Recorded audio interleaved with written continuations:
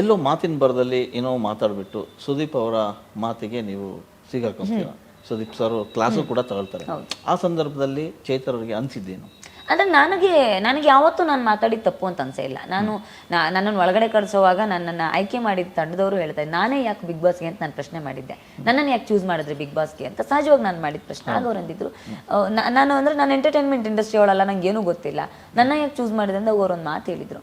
ನೀವು ಎಲ್ಲೇ ಆಗಲಿ ನಿಮ್ಮ ನಿಲುವುಗಳನ್ನು ಗಟ್ಟಿಯಾಗಿ ಹೇಳ್ಕೊಳ್ತೀರಿ, ಯಾರಿಗೂ ಹೆದರದೆ ನೀವು ಮಾತಾಡ್ತೀರಿ, ಆಗ ಯಾರಿಗೂ ಕೇರ್ ಮಾಡದೆ ಹೆದರದೆ ಮಾತಾಡುವ ನಿಮ್ಮ ಗುಣವೇ ಬಿಗ್ ಬಾಸ್ಗೆ ನಮಗೆ ಬೇಕಿರೋದು. ಅದಕ್ಕೋಸ್ಕರ ನಿಮ್ಮನ್ನು ನೀವು ಬೇಕು ಅಂತ ನಾವು ಕೇಳ್ತೀವಿ ಅಂತ ಯಶವಂತ್ ಸರ್ ಒಬ್ಬರು ಹೇಳಿದರು. ಸೊ ಆ ನಿಲುವಿನಲ್ಲಿ ನಾನು ಹೊರಗಡೆನೂ ಹಾಗೇ ಇದ್ದೆ. ಎಂತೆಂಥ ರಾಜಕಾರಣಿಗಳನ್ನು ಎದುರಾಕೊಂಡಿದ್ದೀನಿ, ಮಿನಿಸ್ಟರ್ಗಳನ್ನು ಎದುರಾಕೊಂಡು ಮಾತಾಡಿದ್ದೀನಿ, ರಾಜ್ಯದ ಮುಖ್ಯಮಂತ್ರಿಗಳಿಗೆ ಎದುರಾಕೊಂಡು ಮಾತಾಡಿದ್ದೀನಿ, ನೀವೇ ನೋಡಿದ್ದೀರಿ ಭಾಷಣಗಳಲ್ಲಿ. ಸೊ ಎದುರುಗಡೆ ಇರುವವರು ನನ್ನ ನಿಲುವುಗಳನ್ನು ಒಪ್ಪಲಿಲ್ಲ ಅನ್ನೋ ಕಾರಣಕ್ಕೆ ನಾನು ಅದನ್ನು ಒಪ್ಕೊಂಡು ಸುಮ್ಮನೆ ಇರೋಳಲ್ಲ. ನನಗೇನು ಅನ್ಸುತ್ತೆ ಅದನ್ನು ನಾನು ಹೇಳುವವಳು. ಅದು ಎದುರುಗಡೆ ಇರೋರು ತಪ್ಪಾಗಿ ಬಳಸಿದ್ರೆ ಅದು ನನ್ನ ಸಮಸ್ಯೆ ಅಲ್ಲ ಅಂತಲೇ ಅಂದ್ಕೊಳ್ಳೋರು. ನನ್ನ ಸ್ನೇಹಿತರೊಬ್ರು ನಿನ್ನೆ ಪತ್ರಕರ್ತರು ನನ್ನ ಜೊತೆ ಓದ್ದೋರು ಅವರೇ ಹೇಳ್ತಾ ಇದ್ರು, ನಮಗೆ ಚೆನ್ನಾಗಿ ಗೊತ್ತಿತ್ತು ಚೈತ್ರ ಎಲ್ಲೋದ್ರೂ ಮಾತಾಡ್ತಾಳೆ, ಅವ್ರು ಯಾರಿದ್ರೂ ಮಾತಾಡದೆ ಇರೋಳಲ್ಲ ಅಂತ. ಸೊ ಆ ನಿಲುವಲ್ಲಿ ನನ್ನ ಮಾತುಗಳನ್ನು ಆಡಿದ್ದೇನೆ. ಅದು ಅವ್ರಿಗೆ ತಪ್ಪಾಗಿ ಕಾಣಿಸೋದು, ದೊಡ್ಡವರು ತಪ್ಪಾಗಿ ಕಾಣಿಸಿರ್ಬೋದು. ಸೊ ನಾನು ಅದಕ್ಕೇನು ಹೇಳೋದಿಲ್ಲ ಅಂತ. 84ರಿಂದ 50 kg ಬಂದೆ, ಆಮೇಲೂ ಸಣ್ಣಗೆ ಫಿಟ್ ಆಗಿದ್ದೀನಿ. ಅದಕ್ಕೆ ನಾನು ಯೂಸ್ ಮಾಡ್ತಾ ಇರೋದು ಜೀನಿ ಸ್ಲಿಮ್. ಸಣ್ಣ ಆಗೋಕ್ಕೆ ಜೀನಿ ಸ್ಲಿಮ್ ಯೂಸ್ ಮಾಡಿದೆ, ಹೆಲ್ದಿನೂ ಅದೇ. ನೀವು ಸಣ್ಣ ಆಗಬೇಕಾ, ಹೆಲ್ದಿ ಆಗಬೇಕಾ, ಹಾಗಿದ್ರೆ ಜೀನಿ ಸ್ಲಿಮ್ ಯೂಸ್ ಮಾಡಿ. ಈ ರಿಯಾಲಿಟಿ ಶೋ ಹೊರಗೆ ಬಂದ್ರಿ, ಸೊ ಇದ್ದಷ್ಟು ದಿನ ಒಂದಿಷ್ಟು ಸಂಭಾವನೆ ಅಂತ ಇರುತ್ತೆ. ಆ ಸಂಭಾವನೆ ತೃಪ್ತಿ ಕೊಡ್ತಾ ಚೈತ್ರಗೆ? ಇಲ್ಲ, ನಾನು ಸಂಭಾವನೆಗಳನ್ನು ನಿರೀಕ್ಷೆ ಮಾಡಿ ಹೋದವಳಲ್ಲ. ನನಗೆ ಗೊತ್ತೇ ಇರ್ಲಿಲ್ಲ ಮೊದಲು ಸಂಭಾವನೆ ಎಲ್ಲ ಕೊಡ್ತಾರೆ ಅನ್ನೋದು ನನಗೆ ಗೊತ್ತಿರಲಿಲ್ಲ ಬಿಗ್ ಬಾಸ್ ನಲ್ಲಿ. ಯಾಕಂದ್ರೆ ನಾನು ತುಂಬಾ ಸಲ ಕೇಳ್ತಿದ್ದೆ, ಅಂದ್ರೆ ನನಗೆ ಮಾತಾಡುವಾಗ ಮೊದಲು ಹೇಳ್ತಿದ್ದೆ, ತುಂಬಾ ಇನ್ಫ್ಲೂಯೆನ್ಸ್ ಮಾಡಿದವರು ಇದ್ದಾರೆ ಬಿಗ್ ಬಾಸ್ಗೆ, ನಮ್ಮವ್ರನ್ನ ಕರ್ಕೊಳ್ಳಿ ಅಂತ ಇನ್ಫ್ಲೂಯೆನ್ಸ್ ಮಾಡಿದವ್ರು ನಾವು ಕರ್ಕೊಂಡಿಲ್ಲ.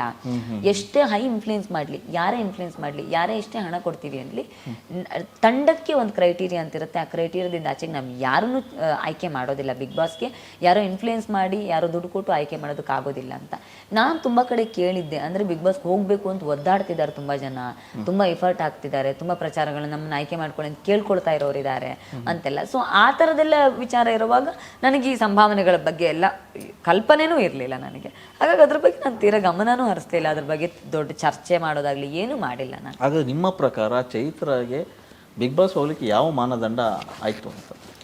ನಾನು ಬಹಳ ಕಡೆ ಹೇಳ್ಕೊಂಡಿದ್ದೀನಿ. ಒಂದು ಅಜಯ್ ಸಿಂಹ ಅಂತ ಒಬ್ಬ ವ್ಯಕ್ತಿ, ಗೊತ್ತಿಲ್ಲ, ಅವ್ರನ್ನ ಇನ್ನೂ ನೋಡಿಲ್ಲ, ಬಹಳ ಚೆನ್ನಾಗಿ ನನ್ನ ಜೊತೆ ವಿಶ್ವಾಸಕ್ಕೆ ತೊಗೊಂಡು ಮಾತಾಡಿದ್ರು.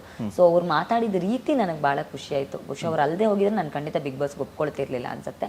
ಸೊ ಒಂದು ಅವ್ರು ಮಾತಾಡಿದ ರೀತಿ, ಅವರು ನನ್ನ ಬಗ್ಗೆ ಇಟ್ಟ ಅಭಿಮಾನ, ಸೊ ಅವರು ಅದನ್ನು ನನಗೆ ತಿಳಿಸಿದ ರೀತಿ, ನನಗೊಂದು ಕನ್ವೆ ಮಾಡಿದ ರೀತಿ ಇತ್ತಲ್ಲ, ನಂಗೆ ಬಹಳ ಇಷ್ಟ ಆಗಿತ್ತು. ಆ ವಿಶ್ವಾಸಕ್ಕೆ ನಾನು ಬೆಲೆ ಕೊಟ್ಟೆ. ಜೊತೆಗೆ ಆ ಸಂದರ್ಭದಲ್ಲಿ ನಾನು ನಂಬುವಂಥ ದೇವರ ಪ್ರಸಾದ ಆಗಿದ್ದು, ಎಲ್ಲೋ ಒಂದಷ್ಟು ದೈವಿಕವಾಗಿರೋ ಒಂದಷ್ಟು ಸೂಚನೆಗಳು ಆ ಸಂದರ್ಭದಲ್ಲಿ ಬಂದಿತ್ತು. ಸೊ ಅದು ಎಲ್ಲೋ ಒಂದು ಕಡೆ ನನಗೆ ಒಪ್ಕೊಳ್ಳೋದಕ್ಕೆ ಕಾರಣ ಆಯಿತು. ಓಕೆ, 84ರಿಂದ 50 kg ಬಂದೆ, ಆಮೇಲೂ ಸಣ್ಣಗೆ ಫಿಟ್ ಆಗಿದ್ದೀನಿ. ಅದಕ್ಕೆ ನಾನು ಯೂಸ್ ಮಾಡ್ತಾ ಇರೋದು ಜೀನಿ ಸ್ಲಿಮ್. ಸಣ್ಣ ಆಗೋಕ್ಕೆ ಜೀನಿ ಸ್ಲಿಮ್ ಯೂಸ್ ಮಾಡಿದೆ, ಹೆಲ್ದಿನೂ ಅದೇ. ನೀವು ಸಣ್ಣ ಆಗಬೇಕಾ, ಹೆಲ್ದಿ ಆಗಬೇಕಾ, ಹಾಗಿದ್ರೆ ಜೀನಿ ಸ್ಲಿಮ್ ಯೂಸ್ ಮಾಡಿ. ಸಣ್ಣ ಆಗೋದಕ್ಕೆ ಯಾವುದೋ ಪ್ರಾಡಕ್ಟ್ ಹೇಳ್ತಾ ಇದ್ದಾಳೆ, ಏನಾದರೂ ಸೈಡ್ ಎಫೆಕ್ಟ್ಸ್ ಇದೆ ಅಂತ ಯೋಚನೆ ಮಾಡ್ತಾ ಇದ್ದೀರಾ? ಖಂಡಿತ ಇಲ್ಲ, ಯಾಕಂದರೆ ಇದು ಕೆಮಿಕಲ್ ಫ್ರೀ. ಸಣ್ಣ ಆಗಬೇಕು ಅಂದರೆ ಜೀನಿ ಸ್ಲಿಮ್ ಯೂಸ್ ಮಾಡಿ. ಹೆಚ್ಚಿನ ಮಾಹಿತಿಗೆ ಕೆಳಗೆ ಡಿಸ್ಪ್ಲೇ ಆಗ್ತಿರೋ ನಂಬರ್ಗೆ ಕಾಲ್ ಮಾಡಿ.